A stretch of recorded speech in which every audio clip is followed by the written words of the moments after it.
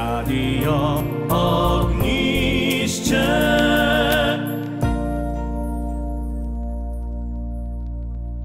Drage gospe in gospodje, lepo pozdravljeni v dvorani Zavoda svetega Stanislava v Šentvidu nad Ljubljano.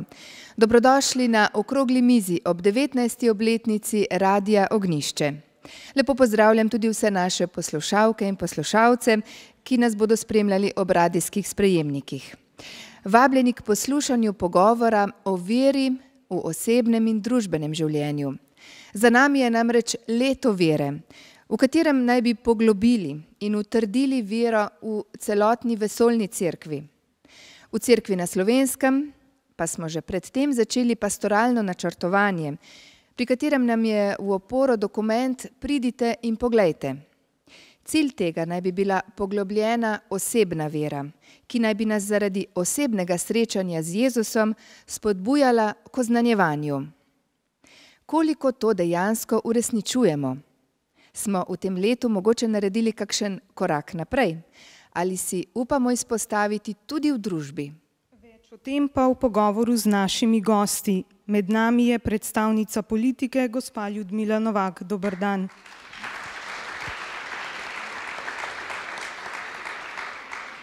Gospa Vilma Siter iz društva Družina in življenje. Lepo pozdravljeni.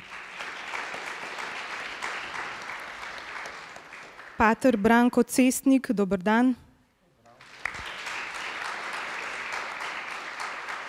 In dramski igralec Gregor Čušin, lepo pozdravljeni.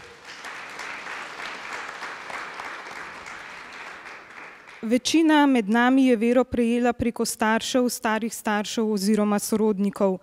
Kdo vas je naučil prvih osnov vere in kaj vam vera pomeni? Nam lahko omenite kakšen posebej pomenljiv dogodek, ki se ga spomnite iz otroštva? Pa začnimo pri patru Branku Cestniku. Jaz prihajam iz tradicionalne kmečke katoliške družine iz Štajerske. Vera je bila del našega vsakdana, v smislu ne smo katoliška družina, gre se k maši.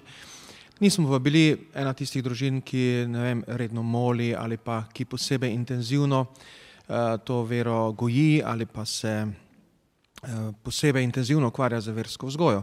Ampak to je nekako bilo v toku, to je bilo v toku, tako se živi. Tako da si potem,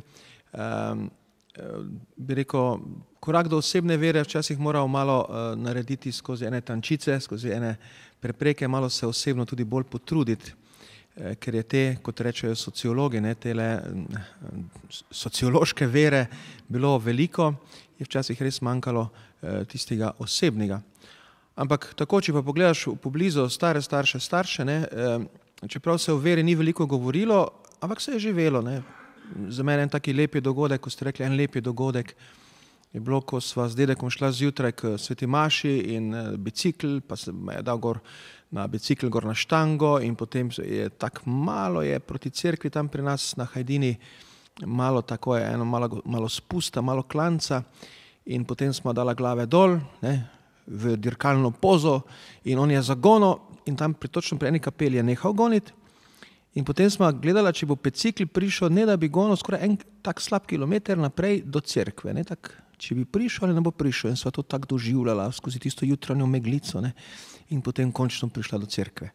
To je taki lepi dogodek, ki me spominja na to, bi rekel, to pot k cerkvi, pot k Bogu. Gospa Ljudmila Novak, pa vi? Jaz sem bila pa doma na Zgornji Velki ali pri Mariji Snežni v Slovenskih goricah, torej tudi Štajerka. Tudi naša družina je bila tesno povezana z župnijo, s cerkvijo, oče je bil vsa leta ključar. No, mene je pa prvih molitev naučila, mislim, da sestra, ki je bila 10 let starejša od mene in je bila zame druga mama. No, se pa spomnim enega takega zanimivega dogodka, bila sem še verjetno zelo majhna, imeli smo sedež pod prižnico. In takrat so še pridigali duhovniki na prižnici in jaz sem začela pri maši oziroma pri tej pridigi intenzivno sodelovati in mu nekaj ugovarjati. In me sestra miri, da moram biti tiho, jaz sem pa rekla, ti tudi tiho bodi. Potem še drugi dogodek, ko smo pričakovali svetega Miklavža, pri nas se je vedno to zgodilo tako, da je poropotala veriga, potem pa je na okno bilo kar darilo, majhna darilca.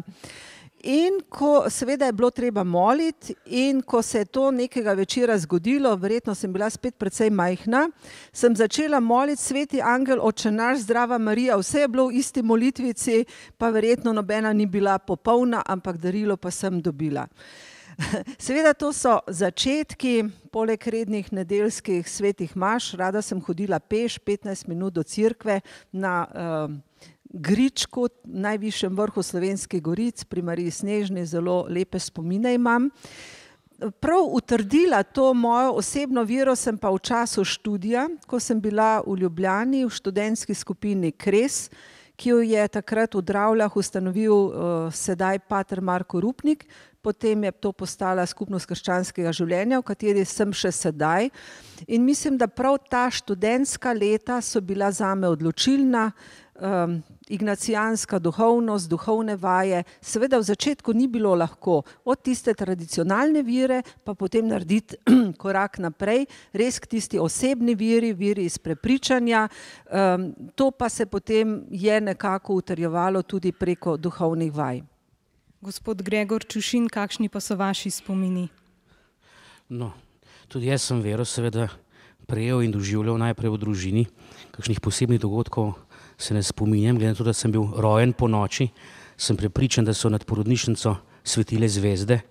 Zdaj, če je bila kakšna posebej svetla, o tem ne poročajo. Kakšnih posebnih daril, dragih, zlata, kadila in mire nisem dobil. Modrih, zelo malo srečam v življenju. Volov, oslov, ovc in drugih črednih živali, vsakodnevno kar precej. Ampak imam pa kljub temu občutek, da sem zrasel v sveti družini. Še gospa Vilma Siter. Ja, tudi jaz sem imela, hvala Bogu, takšna družina, kjer me ni bilo treba učiti moliti, kar se pravi, da smo molili. In čeprav ne mogoče res redno, ampak se spomnim, da smo včasih pokleknili k posteli, pa molili vsi skupaj kot družina.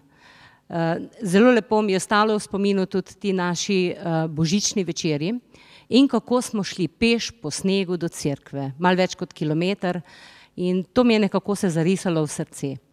In podobno, kot je gospa Ljudmila rekla, sem pa vendarle mogla v svojih študentskih letih prepoznati, da mene otroška vera ne bo mogla zdržati skozi v življenju, skozi preizkušnje in skozi življenje, in sem se takrat potem nekako imela to milost, da sem se odločila oziroma prestopila iz otroško v odraslo mero in sem neizmerno hvaležna ljudem, ki so mi pri tem pomagali tudi preko raznih seminarjev v prenovi in tako, da sem nekako doživela ta osebni božji dotik, ki me je ne samo nagovarjal v razumu, ampak tudi v srcu, se pravi izkustveno.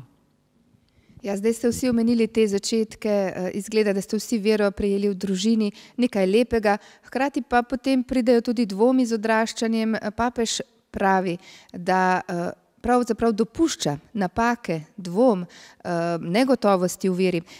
Takole pravi, da če nekdo s popolno gotovostjo trdi, da je srečal Boga in ne doživlja niti kančka negotovosti, tedaj nekaj ni v redu. Gospod Čušin, ste tudi vi kdaj doživeli te negotovosti in dvome v vašem iskanju vere? Zdaj, če bi hotel biti bolj papeški od papeža, bi rekel, da mi te napake, dvome in preizkušnje ne dopušča papež, ampak Bog v moji veri. In seveda sleherni dan živim svojo vero nekje med Tomažem, ki se dotika oziroma hoče dotakniti ran, vse preizkusiti, in med tistim Jezusovim stavkom, blagor tistim, ki niso videli, pa so verovali. Jaz mislim, da ni nič narobe, če ne čutiš dvomov, ne? In jih ni treba iskati, če te ne srečajo. Mislim pa, da ta papeževa misel bolj leti na to, da si lahko dopuščamo te dvome, da ne bežati od njih, da je treba vero preizkusiti, jo preizprašati, ne? In če to počneš sam, počneš to v varnem okolju, ne? Boš, da sam preizkusiš to vero, kot da jo pustiš, da jo drugi preizkušajo. Tako da bolj mislim, da je papež mislil to, da je treba preizprašati se, v kaj, v koga verujem, zakaj verujem, da najdem, da nisem vernik oziroma veren samo zato, ker sem bil tako vzgojen, ne? Samo zato, ker je mogoče zvezda svetila nad porodnišnico, ampak zato, ker res verjamem, da se res prav po Tomažu. Mislim, sveti Tomaž je, moram reči, po krivici en tak dvomljivc med svetniki, ampak je meni osebno zelo blizu. On je človek, ki je hotel to res preizkusiti, ne? Dotakniti se, ne? Blagor tistim, ki jim tega ni treba, ampak Tomaž je vsem svetnik in ga imam kar za zavetnika. Včasih se ljudje radi pritožujemo, kako je danes težko, kako je svet pokvarjen, včasih pa je bilo lepše. Papež pa pravi, da moramo Boga najti v sedanjosti. Gospa Ljudmila, vaš komentar. Ja, mi živimo v sedanjosti z vsemi tistimi lepimi, manj lepimi, prijetnimi stvarmi, ki nas obdajajo. Mogoče včasih se nam res zdi, da je bilo nekoč lepše, ker smo bili mlajši, ker smo bili bolj polni moči. Ko pa pogledamo bolj natančno, pa vidimo, da mnogih materialnih stvari takrat nismo imeli, da smo se za kakšne stvari morali celo bolj truditi, kot pa sedaj. Seveda časa se ne da ustaviti, zato je v vsakem času treba iskati našo poklicanost, naše poslanstvo in pa osmisliti naše življenje. Če je v dobrih časih, materialno dobrih časih, mogoče manj mislimo na Boga, pa v kriznih časih ali pa v težkih časih bolj mislimo na Boga in bolj računamo na Božjo pomoč. Tako da, kot pravijo, da je vsaka stvar za nekaj dobra, jaz tudi pravim, da je tudi kriza za nekaj dobra, da bomo prečistili svoj odnos do materialnih stvari, do sočloveka, preizkusili našo solidarnost. Predvsem pa se mi zdi pomembno, da čas, v katerem živimo, skušamo po svojih najboljših močeh napolniti z dobrim. Včasih nam to bolj uspeva, včasih manj, ampak sama sem prepričana, da ko bomo prišli do tiste zadnje stopnice v to stranstvu, takrat, to sem ob smrti, ob umiranju mojega očeta najbolj začutila, takrat se mi zdi pa, da bo zelo pomembno, če bomo začutili, da smo v življenju naredili veliko dobrega in nam bo žal za vse tisto, kar smo zamudili. Ja, zdaj zaključujemo tudi leto vere, ki naj bi pomagalo, utrdilo to našo osebno vero, zavzemanje za življenje s Kristusom in tudi oznanjevanjem. Pater Branko Cesnik, se vam zdi, da je tako na krajevni kot tudi na vesoljni ravni kaj pripomoglo k temu dejansko? No, to je zdaj drugo leto vere bilo po koncilu. Najprej je bilo leta 67, ko ga papež Pavel VI imel razglasil leto vere. No, potem pa Benedikt XVI ob 50-letnici koncila. Zanimivo je, da je to leto vere razglašeno zaradi 50-letnice koncila, ne? Torej, da bi se skozi to leto vere spomnili tudi koncila. In tu je seveda zanimivo, morda celo malo intrigantno vprašanje, zakaj ravno leto vere, zakaj nismo rekli leto koncila. Namreč po koncilu je bilo eno obdobje silne nestabilnosti v cerkvi. Sam koncil je bil izrazito pastoralen, kakšni kritiki so rekli, to je koncil, ki ne govori o Bogu, ne? In res nimamo poglavij o Bogu. Zelo pastoralni koncil. Ni razglasil nobenih novih dogmatičnih resnic, to, kar so koncili doslej delali, ne? In torej ta teološka, v narekovajih, pomanjkljivost koncila, ne, je potem se poznala po koncilu v teologiji, v te nestabilnosti. Zdelo se je, da bomo tudi lahko cerkev postane neka humanitarna organizacija, vse skupaj neka pastoralna tehnologija, ne? In je že papež Pavel VI odreagiral z letom vere. In ob koncu leta vere je razglasil tisto veroizpoved papeža Pavla VI, ko danes poznamo, jo lahko nekje najdete, zelo lepa, dolga veroizpoved. Benedikt XVI je zdaj na tej liniji, ne? Je bil na tej liniji, ko je razglasil leto vere ob 50-letnici koncila, se pravi, osrednja skrivnost krščanstva ni naš aggiornamento, naša pastorala, osrednja skrivnost krščanstva je Bog. In kakršnokoli obnovo cerkve pričakujemo, vedno se bo šlo za obnovo odnosa med človekom in Bogom, ne. To je to sporočilo tega leta vere ob 50-letnici koncila. In jaz mislim, da to poročilo smo zaznali, smo ga prejeli, ne. Seveda, vero pa živimo vsako leto, ne samo v leto vere. Gospa Vilma Siter, vi se srečujete s številnimi družinami po vsej Sloveniji. Kakšne pa so vaše izkušnje? Kakšne sadove je prineslo to leto vere? To leto vere, jaz verjamem, da je pravzaprav čisto odvisno od tega, kako se vsak človek in vsak posameznik odloča. Midva sva se res srečevala z mnogo zakonci v Sloveniji in jaz ne vem, jaz sem zelo navdušena nad temi zakonci, s katerimi se srečujeva. Prav zaradi tega, ker so pripravljeni ne samo pogovarjati se o veri, ampak narediti tudi odločitve, vnesti to vero, ki je dejansko pravzaprav oseben odnos z Jezusom. Ne moramo drugače reči veri, kot da je to oseben odnos z Jezusom, da to želijo vnašati v svoje življenje, kar sploh ni enostavno v današnjem svetu in današnji družbi. In da se oni hočejo nekako tudi srečevati. Mi smo prepričani, da prav te zakonske skupine, katere mi vabimo zakonce, da se nekako srečujemo, da je to pravzaprav eno včasih smo rekli, so se ljudje zatekali k cerkvam na hribih, ko so bili upadi Turkov. Zdaj se mi zdi, da so zakonske skupine tiste, ki pomagajo nas obvarovati pred tako imenovanimi upadi posvetnega te družbe, ki nas hoče nič manj kot razbiti. Družine razbiti, moža in ženo ločiti. To se pozna, ta vpliv, ta tok in je zelo, zelo močan. In zato se mi zdi, da je res zelo, mora biti velik poudarek na tem, kaj mi vera pomeni. A mi pomaga v mojem vsakdanu, a mi pomaga preživeti moj vsakdan, a lahko jaz zaradi tega, ker verujem v Jezusa Kristusa, lahko boljši preživim, lahko vnašam res tisto dobro v svojo družino in v družbo, če ne, seveda za mene vera nima pravega pomena. Še eno podvprašanje.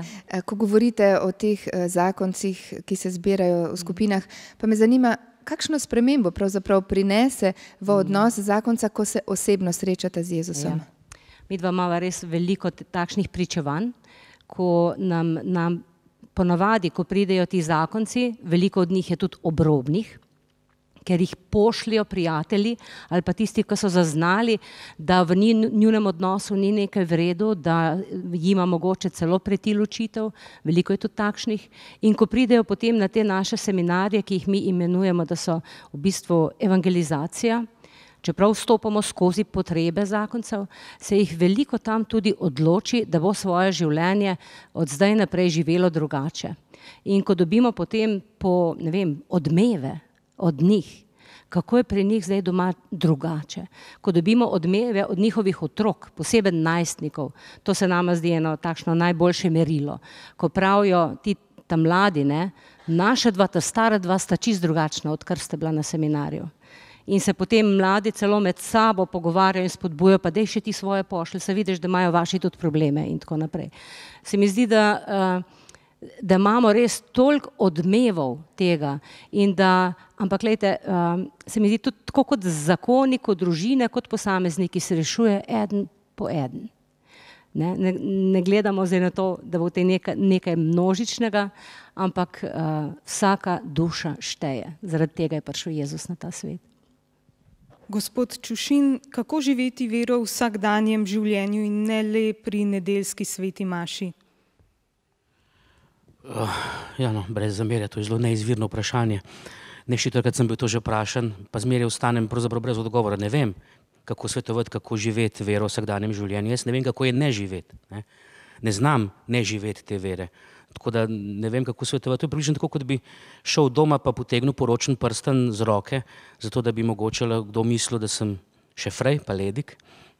Ampak če jaz potegnem svoj prsten dol, sem zaščiten, ker sem toliko debel, imam eno veliko sled od tega prstana, tako da se kvečemo lahko prođem kot vdovc, kot se reče, ne pa kot neporočen. Se pravi, jaz ne znam te svoje vere sleči. Dostikrat me vprašajo tudi, kako poiskati Boga v vseh stvareh. Mislim, da je to pravzaprav problem, da iščemo Boga v vseh stvareh in namesto, da bi pustili, da Bog nas najde v vseh stvareh. Preveč iščemo Boga in se premalo pustimo tebi, da bi nas On našel. Iščemo, namesto da bi se ustavili in rekli, tukaj sem, najdi me. In Bog nas bo takoj našel, ker je Miha bolj spreten kot mi. Tako da pravzaprav ne vem, kako ne živeti vero, ne? Predvsem je pa ne skrivati. Živeti to, kar si, brez sramu, s ponosom in z ljubeznijo do bližnjega. Ne na barikadah, ne z orožjem v roki, ne s kletvijo na ustih, ampak z ljubeznijo do bližnjega. Ja, se pravi, vera v vsakdanjem življenju. Kaj pa v tistih najtežjih trenutkih, ko se recimo znajdemo pred vprašanjem, kako pa naprej? Gospa Vilma Siter, nam vera daje odgovor tudi v teh trenutkih? Ja, jaz vem, da meni daje in da tudi mnogi o tem govorijo. Se mi pa zdi, da je res najosnovnejše je bilo to, da sem jaz pustila, da me je Jezus našel, tako kot je rekel, in da sem odgovorila takrat, ko je trkal na vrata mojega srca, in da od takrat naprej midva prijateljujeva, da vsak dan skrbim za ta odnos z njim. In če tega svojega sopotnika poznaš, mu potem lahko zaupaš. Tudi takrat, ko so preizkušnje, tudi teh ni malo v mojem življenju. Še posebej, kadar se te dotakne, takrat, kadar je res ogroženo življenje tvojega lastnega otroka. In če takrat zaupaš mu pa zato, ker ga poznaš. Zato, ker veš, da on ni tisti hudi Bog, ki bi kaznoval, ampak ga enostavno prosiš kot mama. Vsaka mama si želi, da bi njen otrok preživel, če je bolan. In jaz verjamem, da je to prav, da vsak prosi za tisto, kar misli, da mora prost. Jaz vedno pravim, da ko enkrat postanemo starši, če ne že prej, se moramo naučiti fehtati. In Bog je tukaj, da nas posluša in pred njim lahko izlijem vse svoje težave in gorje. Ampak to moram biti navajena. Ne? Čeprav verjamem, da je velika tudi stiska tista, ki ljudi pripelje k Bogu. Se pravi, prijateljevanje z njimi sigurno olajša to, kako mu zaupati takrat, ko je težko. Kako ohranjati v težkih trenutkih ne le optimizem, ampak pravo krščansko upanje, gospa Ljudmila Novak? Če smo pesimistični, smo vedno bolj žalostni, tudi ljudje se nas izogibajo, ne vidimo izhoda. Zato, čeprav vidimo kup problemov, mislim, da pesimizem nas ne vodi naprej. In zato skušam v vsaki stvari najti nek izhod, neko pot, neko upanje in potem skušam v tej smeri tudi ravnati, spreminjati in pa k temu nagovarjati tudi druge. Tako kot zdaj govorimo o Sloveniji, kako je vse grozno, brez upanja, kriza in res mnoge stvari so, s katerimi nismo zadovoljni, ne moremo biti, smo žalostni, ampak če se bomo tukaj ustavili, ne bomo ničesar spremenili. Zato sem prepričana, da izhod iz tega je in mora biti, samo mi moramo imeti dovolj poguma in dovolj volje, da delamo korak za korakom nekaj dobrega. Tako kot nas je mati Tereza učila, veliko majhnih dobrih del, pa na koncu lahko spreminjamo svet. To pač skušam tako živeti, tako ravnati. In mogoče tudi nekaj v mojem značaju, da mislim, da se za vsako stvar nekje najde neka rešitev. Morda ne najbolj idealna, ampak da je, samo treba je iskati, treba je gledati, treba je nekaj narediti za to, da gremo v pozitivni smeri. Tako da tako v družini, kakor tudi v družbi, v službi, kjerkoli pač smo, se mi zdi, da moramo iskati, kaj pa nam tudi preko te slabe stvari Bog govori, življenje govori. No in zanimivo, velikokrat se mi je zdelo, da me je kaj hudega zadelo, tudi sama sem imela kar nekaj preizkušenj v življenju, ampak čez nekaj časa sem pa vedno rekla, ampak Bog je vedel, zakaj se mi je to zgodilo in velikokrat sem se mu že tudi zahvalila, da me je obvaroval pred nečim, za kar sem ga jaz prosila, pa mi ni uslišal, mi ni uresničil. Veliko krat v takih situacijah se seveda obračam na Boga, iščem smer v evangeliju, veliko prosim za Svetega Duha, ker sem prepričana, da mimo naše volje nam Bog daje svojega duha in v takih težkih trenutkih ali pa pomembnih trenutkih vedno prosim, da mi da svetega duha.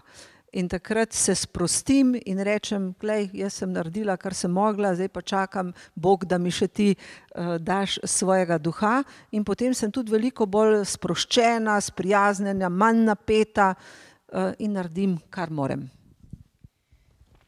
Ja, zdaj ste obe omenili to prijateljevanje, ta osebni pogovor z Bogom. Zdi se, da dejansko vera pravzaprav ne more obstajati brez tega osebnega pogovora z Bogom. Na kakšen način pa vi molite? Kaj vam molitev predstavlja? Lahko kar vsak nekaj pove, mogoče pater Branko Cestnik za začetek. Zdaj so molitve, ki so ti predpisane, ne? In če jih ne opraviš, moraš povedati, da nisi molil brevirja. Ampak so molitve seveda, ki so ti pa pisane na srce in to je lahko tudi seveda molitev brevirja. Če jo ne jemlješ kot predpis, ampak ga jemlješ to, kar je, pogovor z Bogom preko Božje besede, ne.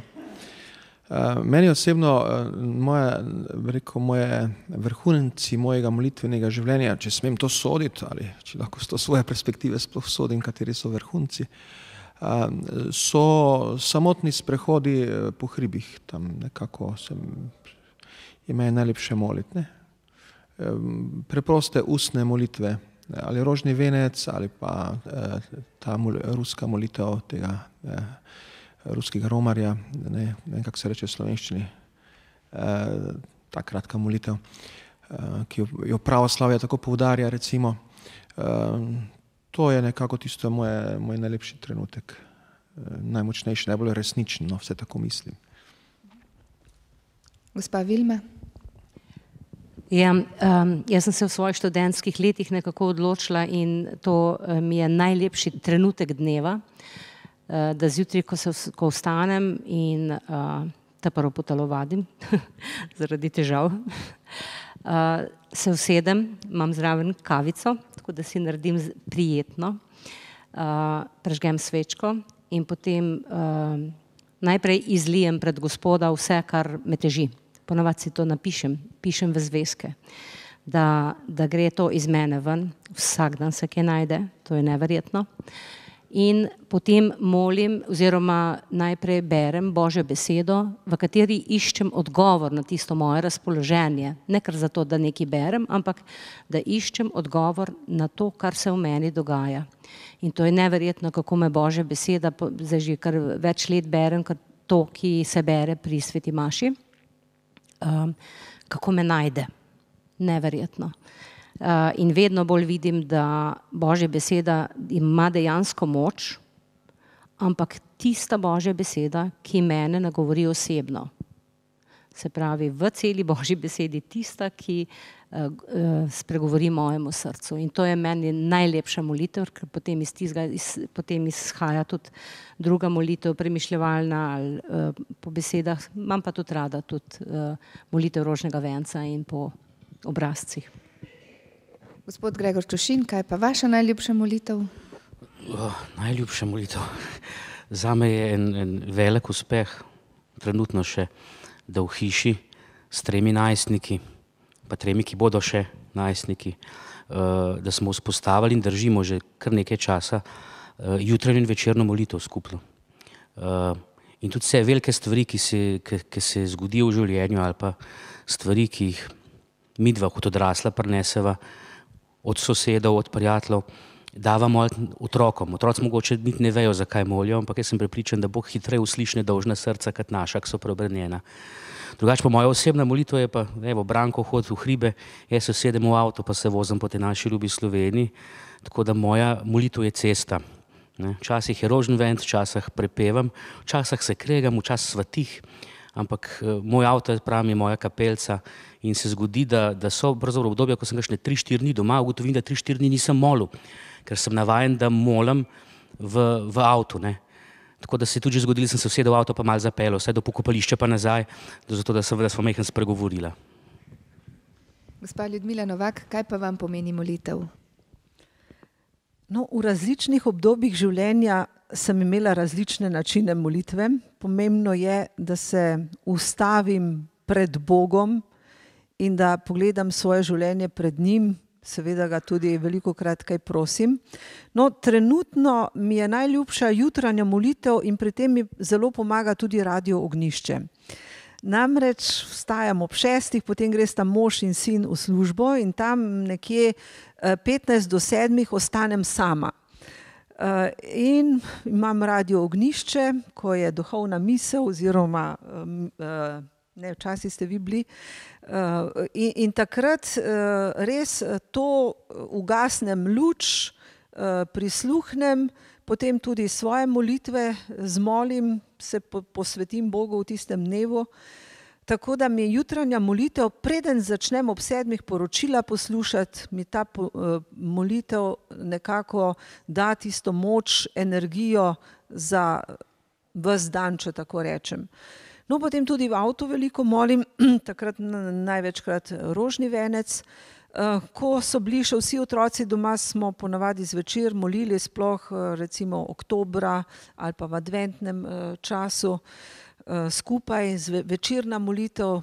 No, bilo je zanimivo, so otroci prišli na najino posteljo in potem smo kar tam na posteli velikokrat molili. No, in prav enkrat je bilo zanimivo, ena hčerka, ta mlajša je bila v Bruslu, takrat v šoli, jaz sem bila takrat doma in smo zvečer molili in pokličem jo po telefonu, glej, zdaj boš pa ti z nami molila. Ne? Najprej so se smejali, potem se jim je pa tako fajn zdelo, da smo bili vsi skupaj, če tudi preko telefona. In mislim, da jim je prav to ostalo, kako pomemben je vsak član družine.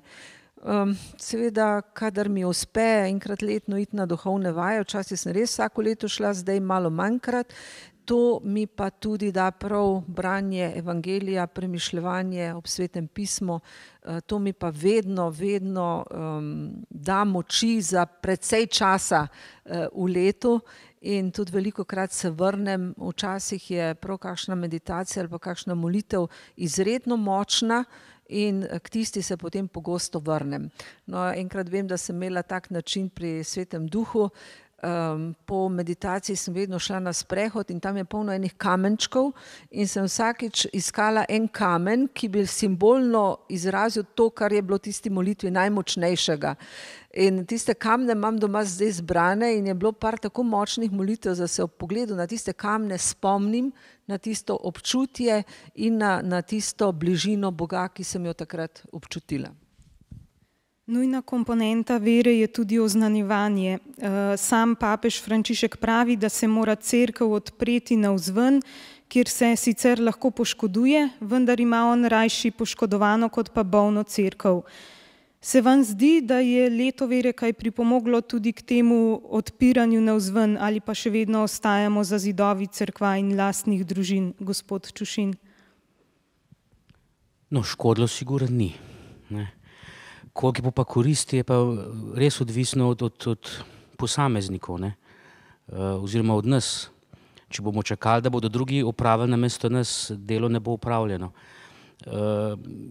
Jaz se le majčkeno bojim, tako kot sem zmeraj majčkeno skeptičen pri teh stvareh, da pri vsem govorjenju o delu, ki ga moramo opraviti, imamo potem občutek, da smo delo že naredili in ga ne opravimo. Tako vidim, moji otroci doma delajo, ko se pogovarjamo o domačih nalogah in če se prav časa pogovarjaš, kaj vse mora narediti, ima otrok že občutek, da je nalogo že naredil in je pozabil narediti. Ne?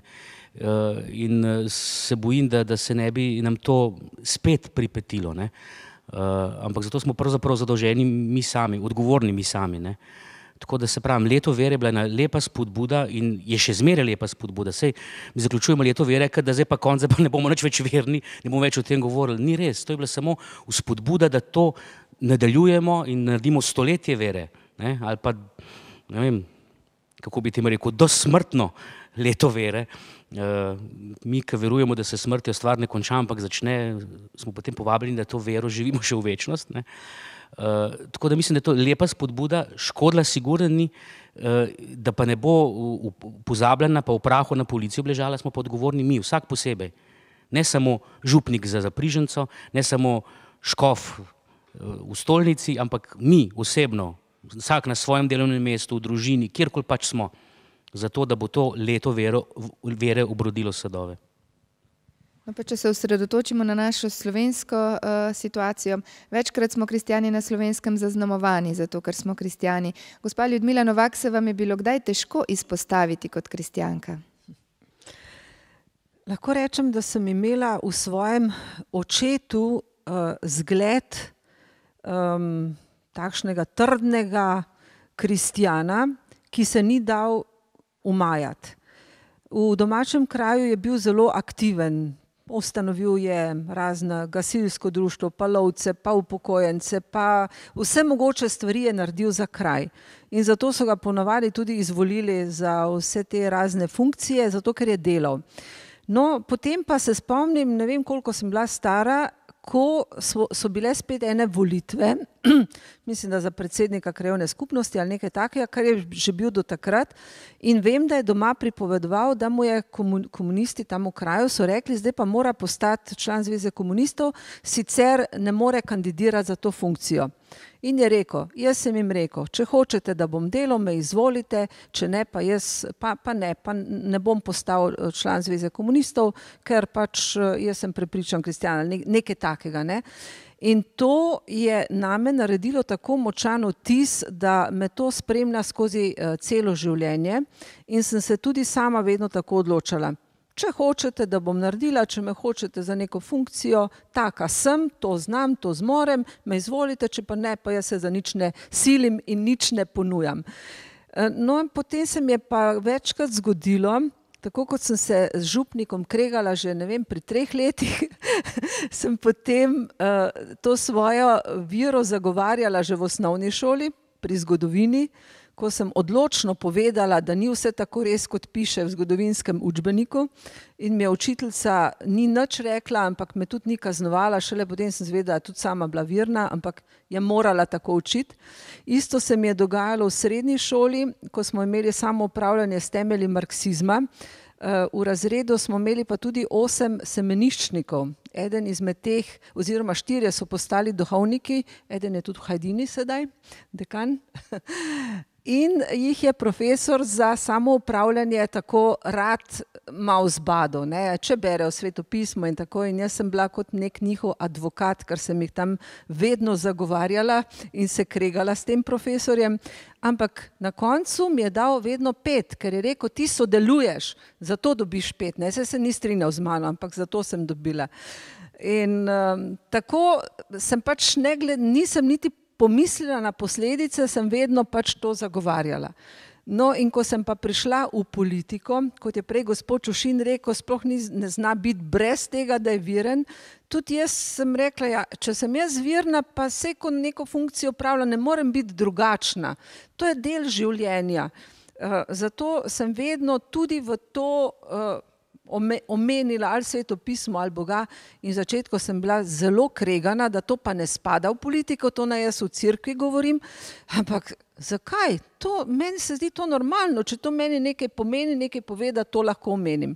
In sem vztrajala in tudi mislim, da sem morala v stranki, kar se tega tiče, vztrajati, in danes mi na kongresu, ki ga spremlja preko interneta, ki ga spremlja vrsto medijev, zmolimo na začetku Oče naš za naše člane umrle, za dober potek kongresa, in je postalo to normalno. Če bi se sramovala, če bi se umikala, verjetno bi še danes bili tam, kjer smo bili. Jaz sem pa želela prav to povedati, da mene nič ne moti, če so drugi verni ali neverni, meni pač to nekaj pomeni in je to del življenja in je normalno, da o tem govorimo. In da je res tako, sem dobila potrditev tudi v času, ko sem bila evropska poslanka, ko ni bilo čist nič nenavadnega, če kakšen poslanec tudi omenil Boga ali pa svetopismo ali pa kaj takega. Vse to je pomemben del našega življenja. Benedikt XVI. Je večkrat uporabil izraz kristjanofobija, s katero je označil nestrpnost do kristjanov. Pater Cestnik, koliko je ta kristjanofobija prisotna v slovenski družbi? Ja, gotovo je prisotna, se to vsi vidimo. Ni samo prisotna, je tudi gojena, je tudi uporabljena v politične namene, zelo spretno.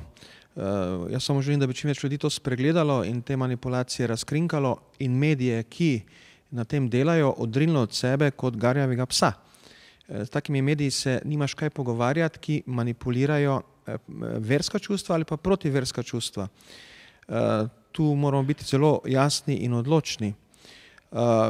Seveda ne smemo pa se tudi mi, kristjani, obešati na to kristjanofobijo, pa zdaj se iti mučencev, ne? Pa vse posod videti samo ljudi, ki nas napadajo, ki nas ne marajo, pa igrati to, ta kompleks, ko včasih kdo zapiše, ne, to kompleks žrtve, večne žrtve, ne. Tudi tu je ena past, s katere moramo priti ven, pa tako realno pogledati. Najboljše je to, kar je že gospa Ljudmila rekla, kar smo danes že tu zaznali, ko smo vsi spovedali svojo vero, svoje molitveno življenje, najboljša je samozavest, ne. Ti veš, kaj si, kaj hočeš, stojiš, pogovarjaš se z Bogom in potem, če nekdo laja vate, ti stojiš, ne. Jaz kot najstnik sem doživel več kot enkrat, da policija lajala vame, ne, ljudska milica se takrat reklo, dvakrat iz ideoloških razlogov, prav lajali, ker mislijo, da s tem, ko bo lajal na blizu tvojega obraza, da te bo dejansko sesul, da boš zlezel dol v zemljo. Ampak ravno v tistih trenutkih sem čutil v sebi tako moč, da sem čim bolj po konci stal, tudi fizično, ne. Torej, ravno stojati pa gledati v oči, pa ne se nazaj omakneti, ne glede na njegovo sapo. Von sape. Torej, in ne, to držo v sebi imeti in to ne sme biti drža nadutosti. Ne sme biti drža nadutosti, ne. Ampak tvojega dostojanstva, tvojega veselja, da si, kar si, ne, da v to zaupaš, lahko zgubiš službo zaradi svojega prepričanja, lahko zgubiš prijatelje, to se meni tudi zgodilo, sem prijatelje zgubil zaradi svojega prepričanja. Lahko to ono, ampak si, kar si, ne. To bi rekel ob tem pojavu kristjanofobije. Samo ta pojav ne bo dolgi, to bo prej ali slej ponehalo, ker ni v skladu tudi z demokratičnimi standardi naše družbe, ne. Ni v skladu. In če bo družba res verjame v demokracijo in če bo hotela biti bolj demokratična, bo vse te oblike fobij, ne, ko radi rečemo, morala znati nevtralizirati. Ja, zdaj ste govorili o tem ostati pokončen v svoji veri. Naša družba je močno razdeljena na eno in drugo stran. Zdi se, da nas čaka neka dolga pot do resnične sprave. Kako lahko pa kristjan, s tem, da je kristjan, prispeva k resničnemu dialogu v družbi, nekako ustvarja to kulturo srečanja, h kateri nas vabi papež Frančišek? Gospa Vilma Siter. Ja, jaz verjamem, da smo kristjani prvi poklicani k temu, da ustvarjamo to kulturo srečanja. Zakaj? Prav zaradi tega, ker smo bili mi deležni tega srečanja. Ampak je res najbolj pomembno to, da izhajamo iz tega, kdo jaz sem. Da sem ponižen v resnici, kot je bilo danes rečeno. Da priznam, da sem jaz sam najprej potreben od rešitve. In da je meni samemu, ko sem grešen človek, bila potrebna Božja pomoč. In ko jaz doživim ta Božji dotik, ki me je izpeljal iz tega mojega grešnega oziroma me izpeljuje vsak dan znova, potem jaz lahko drugega srečam tam, kjer pač on je. Vidim v njem tudi tist prazen prostor oblikovan po Bogu, ki še mogoče ni napolnjen z Bogom, ampak še vseeno je v njem. In mu prihajam nasproti, kot prijatelj, kot tisti, ki mogoče mu pa lahko kaj ponudi, roko. Seveda je pa res, da je sprava v naši družbi možna samo v Bogu. V človeški moči tega ni. Sami vemo, kako težko je odpustiti že kakšno majhno stvar. Kako šele, ko so bili ljudje globoko ranjeni, če pogledamo na našo polpreteklo zgodovino. Koliko ljudje še vedno nosijo v sebi te bolečine in moramo vedno znova izhajati iz sebe in videti najprej, meni je bila ponujena ta Božja roka, da lahko izidem iz te bolečine. On je tisti, ki me zdravi in potem lahko nekako sprejemam tudi drugega, ampak vse to je res proces. Proces odpuščanja itak je dolgotrajen proces. Ampak vedeti, kateri je moj delež, da želim stopiti na pot sprave, da želim nekomu ponuditi roko. Naprimer, to je podobno kot v odnosu mož-žena, o katerem midva toliko govoriva, a ne? Ko se midva ranva en drugega, vsak vidi, da je njegov procent krivde sam 5%. Njegov pa 95%, to je definitivno. A ne? Problem je v tem, kaj on isto misli, da je njegov procent sam 5%, pa moj 95%. In normalno, da boš gledal tistih 95%. Ampak dokler gledamo v krivdo drugega, ne bomo nič naredili. Šele ko upam pogledati tudi svoj delež v tej krivdi, priznam sam svoj delež, ampak to ne pomeni, da jaz se strinjam z grehom, z dejanjem, ki je bilo napačno narejeno, ampak samo pustim, da je nekdo drug tisti, ki sodi. Na meni pa je, da prosim odpuščanja in da stopim na pot odpuščanja. V kakšni luči torej videti drugega, videti drugačnega, na kakšen način ga sprejemati? Zdaj ste vi govorili za primer zakoncev, ampak v naši družbi je pač to resničen problem videti, sprejeti drugačnega. Jaz bi te prvo rekla, če sam sebi priznaš, da si revež, pol veš, da je tudi drug revež. In mu prihajaš na pomoč kot revežu. To je zdaj zlanek. Kaj bi moral po vašem mnenju vsakdo od nas narediti, da bi poglobil svojo osebno vero in jo oznanjal naprej? Gospa Vilma Siter. Jaz verjamem, da je poglabljanje moje vere ali pa vsakega posameznika ena od mojih ključnih stvari v življenju. Da se pravi, da če ne rasteš, če stojiš, že nazaduješ. Se pravi, je to moj delež odgovornosti, da skrbim za rast. Da skrbim za rast svoje vere. Kako pa to potem podajati naprej? Oziroma, se mi zdi, da še vedno velja tisto, kar polno tvoje srce naj usta govori. In da tisto, kar imam jaz, mora biti deležen tudi tisti ob meni. In samo tako gre lahko tudi ta vesela novica, ki se je dotaknila mene, lahko gre tudi naprej. Pater Branko Cestnik, kaj bi vi priporočili tistim, ki želijo poglobiti svojo vero? Ja, vera je, seveda, ker je Bog neskončen, je tudi potovanje v osrčje Boga neskončno. In torej vera je proces, ki ga rasti, ki traja vse življenje. Potem bo vero nadomestilo gledanje in takrat vera bo prerasla v gledanje in vere nekako v nebesih več ne bo. Ne? Tudi upanja v nebesih več ne bo, ker nimaš več kaj upati, ker si še tam. V nebesih bo samo še ljubezen ostala. Torej, kaj storiti, ne, da bo vera bolj osebna, bolj naša? Vsak si naj naredi neki načrt, naj pogleda, naj se preveri. Ne. V odnosu do Boga se vedno znova moraš preveriti. Ni tako samoumevno. Ne, recimo zlasti za duhovnike, ker si duhovnik, je nekako, si ti profesionalni vernik. Ne. In dovolj, da se pravilno črno oblečeš in te takega že dojema okolje, evo, to je Božji človek. Ampak si Božji človek. Si Božji človek, imaš mišljenje Božje v svojem, imaš mišljenje strukturirano po Božjem ali po človeškem. Kako utripa tvoje srce?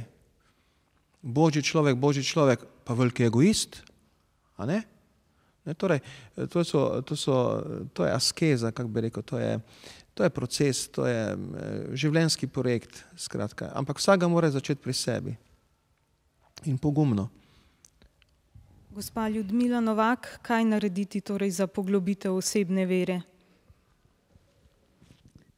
Ja, nekatere stvari smo že danes našteli, kako molimo, kje najdemo duhovno tolažbo, moč.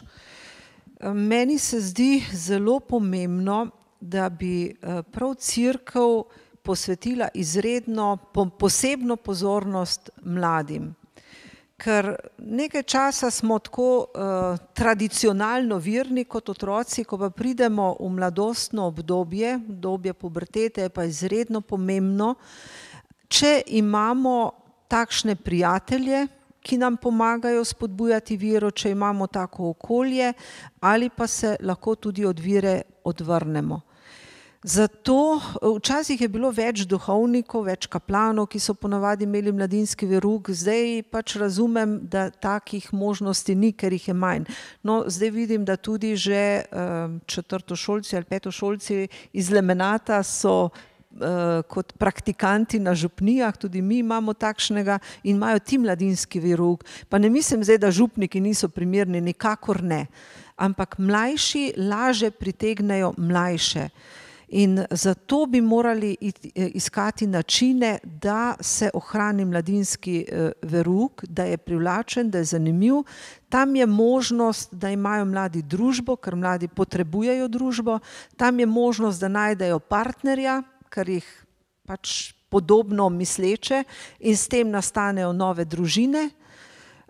In na ta način potem bojo lahko tudi lažje vzgajali svoje otroke naprej v veri, tako da prav ta del pastoralnega načrta za mladino je izredno pomemben za prihodnost cerkve, če tako rečem. Isto vprašanje še gospodu Čušinu.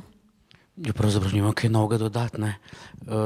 Mislim, da si treba zmeraj vedno znova truditi vstopati v odnos z Bogom, truditi se za ta odnos. Pater Branko je lepo povedal, ne, mi, ki smo ne samo duhovniki, tudi nas, ki se javno priznamo, ljudje dojemajo kot profesionalne vernike, ampak to, da smo profesionalni verniki, še ne pomeni, da imamo odnos z Bogom, ne. Tako kot, če si poročen, še ne pomeni, da imaš rad ali pa da si ljubljen. To je samo formalnost. Zato ljubezen za ta odnos se je treba iz dneva v dan vedno znova truditi. Raven tako z Bogom, krst sicer prinese svoje blagoslove, ampak odnos se vzpostavlja z dneva v dan. Tako da jaz mislim, da za to osebno vero je treba iti na kolena, moliti za modrost, za modrost razsojanja, razlikovanja med nadutostjo in dostojanstvom, ponosom in prevzetnostjo, ponižnostjo in pohlevnostjo. To so zelo podobne stvari, pa jih ljudje dostikrat narobe razumemo in so razjasnjene samo v Bogu, v odnosu z Bogom. Ja, papež pravi, da mora biti potem to evangeljsko sporočilo, ki ga širimo iz tega odnosa z Bogom, bolj preprosto, globoko in izžarevajoče. Mene je zelo prevzelo, ko pravi, da ne smemo na prvo mesto postavljati moralne norme in dogme, ampak predvsem ta odnos, ki smo ga mi zgradili z Jezusom. Kako torej sodobnemu človeku prinašati to resnico tega osrečujočega srečanja z Jezusom, gospa Vilma Siter? Jaz mislim, da je to v bistvu na zelo enostaven način, najprej skozi sebe. Da ima pravo mesto tega podajanja veselega sporočila tam, ko jaz govorim o tem, kje se je mene Bog dotaknil. Se pravi, ima osebno pričevanje, eno od temeljnih mest, ker prav mi navadni laiki se srečujemo z ljudmi tam zunaj. In vsak lahko pove o tem, kaj se dogaja v njegovem življenju. Temu ne more nihče oporekati, ker je to nekaj mojega, nekaj, kar sem jaz izkusila.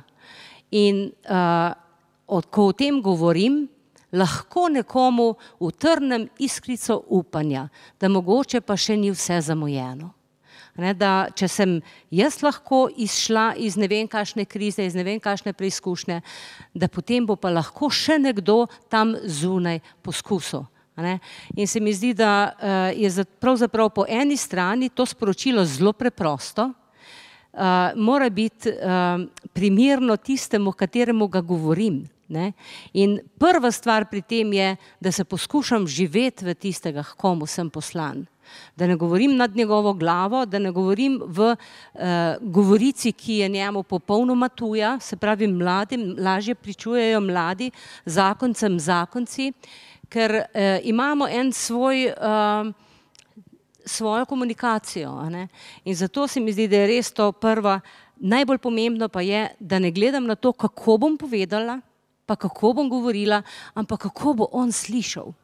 Da mi je bistveno, kaj se dogaja v tistem ob meni, kateremu bi rada nekaj povedala. Ne to, kako bom jaz izpadla, ne to, kaj bom jaz povedala, katere besede bom povedala, ampak kaj se bo vendarle dotaknilo njegovega srca tam, kjer on potrebuje eno veselo sporočilo, eno veselo novico. Ne? To si mislim. S kakšnimi pristopi oziroma kako ljudi pritegniti nazaj k pristnemu krščanstvu, ko pa sta na primer New Age ali joga tako privlačna in nekaj vsakdanjega tudi za mnoge kristjane? Gospod Čušin. Ja, rekel, z zgledom in z ljubeznijo. Pred kratkim sem bral intervju z gospodom Bizojem, režiserjem oziroma piscem knjige Anonimni katolik, ki je pričeval tukaj v Sloveniji, in on je eno krasno misel povedal, je rekel, da v pogovorih, kako se vsakodnevno srečuje z nevernimi, nikoli ne spreobrača. Prav, spreobrnjenje je zmeraj stvar Boga, ne? Med Bogom in tistim, ki se mora spreobrniti. Rekel, on posluša in pove, pričuje. Ne? Mislim, da je to pričevanje naše pravzaprav na mestu, ampak tudi sveda ja, kako pričujem pravzaprav. Ne? To pričevanje ne sme biti nasilno, ne sme biti zviška, ampak ja, tako, ja, mora se dotakati, zato je treba prositi za Svetega Duha. Svet Duh, Bog pravi, oziroma Jezus je rekel, da nam bo Duh dal govoriti v pravem trenutku prave besede, tako da je treba zaupati. Ja, moramo zaupati tudi v cerkvi na Slovenskem, smo v obdobju pastoralnega načrtovanja. Pater Branko Cesnik, mislite, da bo to pravzaprav prineslo kakšne konkretne sadove ali obstaja nevarnost, da ostane le črka na papirju? Ja, malo smo mojstri tega, da dopuščamo prahu, da se lepo usede na naše lepe knjige. In tega je bilo v naši cerkvi kar precej do zdaj, celo so strokovni članki napisani na to temo o tako imenovanih nedokončanih sinodalnih procesih. Ne. Začnemo, čutimo potrebo po neki prenovi, po neki spremembi, se dobimo skupaj, staknemo glave skupaj, debatiramo, napišemo dokument, se skupaj zraste, da se pa odloži in potem že gledamo na naslednji proces. Ne. Zato smo pa zdaj pri temle pipo, pri procesu Pridite in poglejte, vztrajali na nečem drugem. Ne na dokumentu in ne toliko na modrih besedah ali manj modrih besedah, ki so v dokumentu, kot na tem, da se ljudje pogovarjajo. Sinodalnost pomeni priti skupaj in se pogovarjati. In tu se nam zdi, da bo se storil neki preboj. Da se v župnijah res naučijo pogovarjati in se zavedati, kakšno moč jim daje medsebojni pogovor. In ne samo to, in da začutijo, če se mi pogovarjamo, če se odprto pogovarjamo, če se pogovarjamo glede naše prihodnosti kot župnija, smo v Svetem Duhu. Sveti Duh ni nič magičnega. Sveti Duh je življenje kristjana. In da začutijo to moč. Ne. In koliko zdaj hodim tako po dekanijah, sem večkrat kje gost kakšne dekanije na teh srečanjih članov župnijskih pastoralnih svetov po celi Sloveniji, ne, lahko rečem res, da se zadeva dogaja. Da se dogaja. Ne. Kako bomo merili rezultate? Ne, to bo čez par let, ker če se ljudje pogovarjajo danes, snujejo spremembo enkrat za jutri. Tista sprememba se bo zgodila, ker beseda ni konj, ne, beseda, ki je zastavljena, beseda, ki je izrečena, dogovor, ki je sklenjen, človeka osvobaja in ga dela močnega za naprej in spreminja stvarnost. Beseda je meso postala. Gospa Ljudmila Novak, kakšne metode bi morala cerkev na Slovenskem uvesti, da bi pripomogla k večji osebni veri? Papež, na primer, skoraj vsak dan objavlja sporočila na Twitterju. Zdaj je težko, da jaz kot političarka dajem cerkvi nasvete, lahko pa kot kristjanka, kar pač jaz čutim, lahko priporočam nekatere stvari, ki sem jih jaz doživela kot pomembne, nekatere od teh sem že prej omenila. No, recimo tudi ta pastorala z mladino se mi zdi izredno pomembna. Pa vključevanje. Duhovnikov je nažalost vedno manj, zato bomo laiki morali v cerkvi prevzemati vedno več nalog. In če je cerkev skupnost kristjanov, skupnost vernih, je tudi prav tako, da bo duhovnik res opravljal tiste naloge, kar jih lahko duhovnik, da je duhovni vodja, mnoge druge stvari pa bomo morali delati in je prav, da jih delamo laiki. Seveda pa duhovnik ni samo poklic, ampak je zgled. In tudi duhovnik je samo človek z dobrimi, slabimi lastnostmi, grešni človek, malo je svetnikov ali pa šele na koncu življenja ali pa potem postanejo, zato je ta služba izredno težka. Ker duhovnik lahko navdušuje, priteguje, lahko pa tudi odbija zaradi svojih človeških slabosti. Seveda pravi vernik ni veren zaradi duhovnika, ampak zaradi vere v Boga, pa vendarle je zgled duhovnika res izredno pomemben. Ker se nam je pač tudi v Sloveniji zgodilo, kar se nam je zgodilo tudi na področju cerkve, so se mnogi pohujšali tudi zaradi tega in se oddaljili, stopili stran. Zato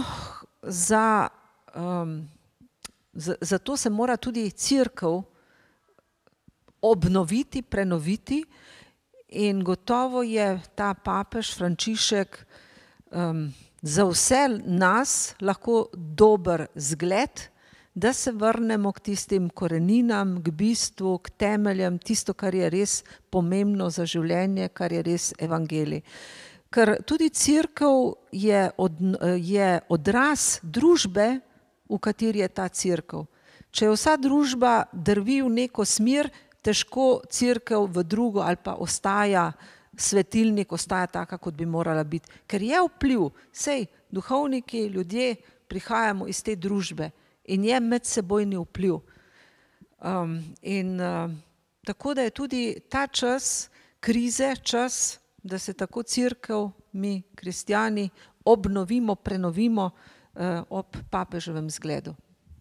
Ja, omenili ste čas krize, je tudi čas pričakovanja 2 novih nadškofov.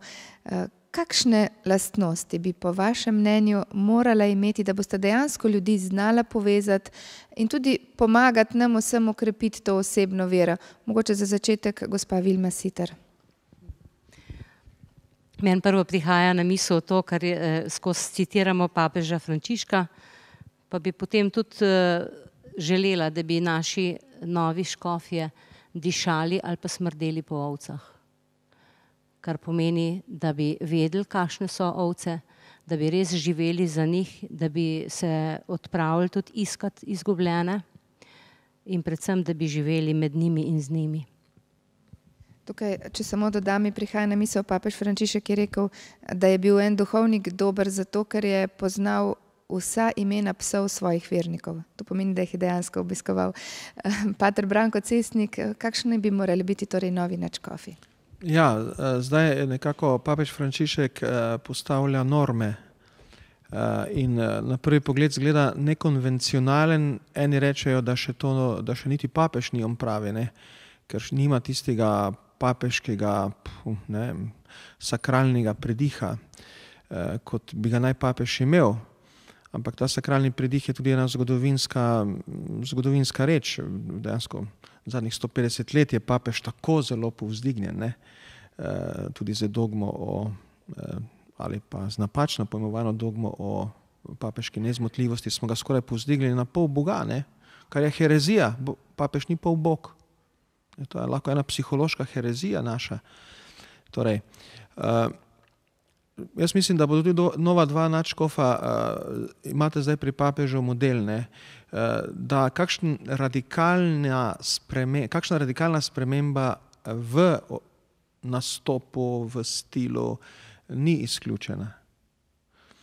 Predvsem pa, da nekega feudalnega dvora ne več ustvarjati okrog sebe. In feudalnega nastopa, kot da to škof skoraj da zemljiški gospod. Upam, da je zdaj Frančišek nam to pokazal, da smo to preživeli. da bo tole nova dva škofa, da bosta res dišala po ovcah ali smrdela po ovcah, če hočete, ne.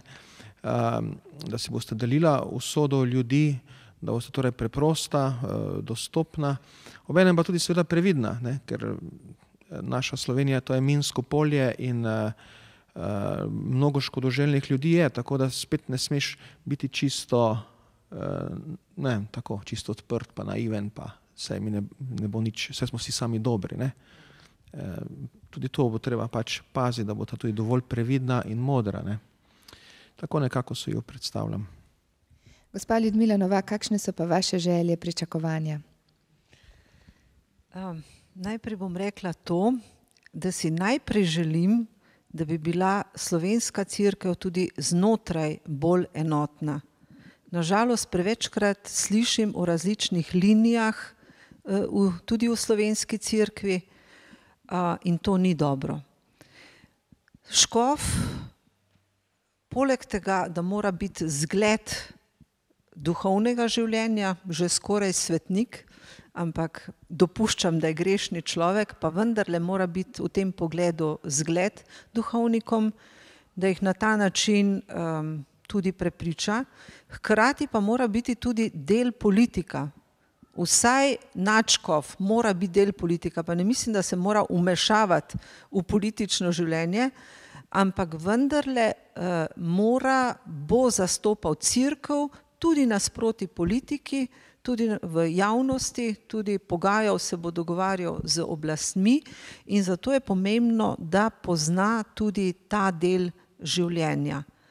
Kot voditelj cerkve vendarle ne more biti izoliran, ne more biti samo znotraj cerkve, ampak bo moral sodelovati tudi z zunanjim svetom.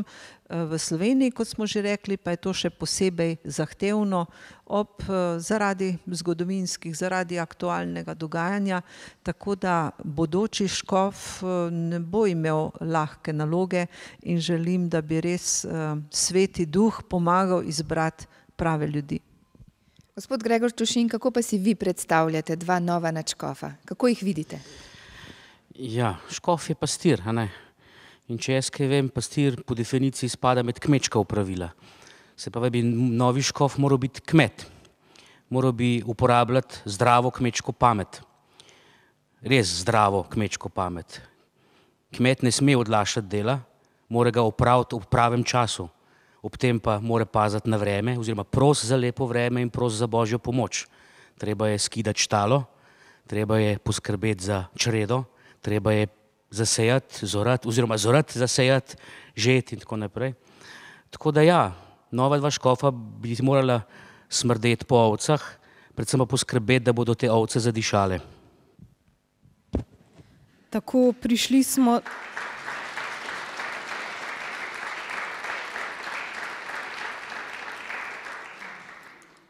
smo do sklepa okrogle mize, ki naj bo tudi za poslušalce in obiskovalce tukaj v dvorani v razmislek o osebni veri in spodbuda k temu, da jo živimo v vsakdanjem življenju ter tako pričujemo sodobnemu svetu. Z nami so bili pater Branko Cestnik, Gregor Čušin, Ljudmila Novak in Vilma Siter.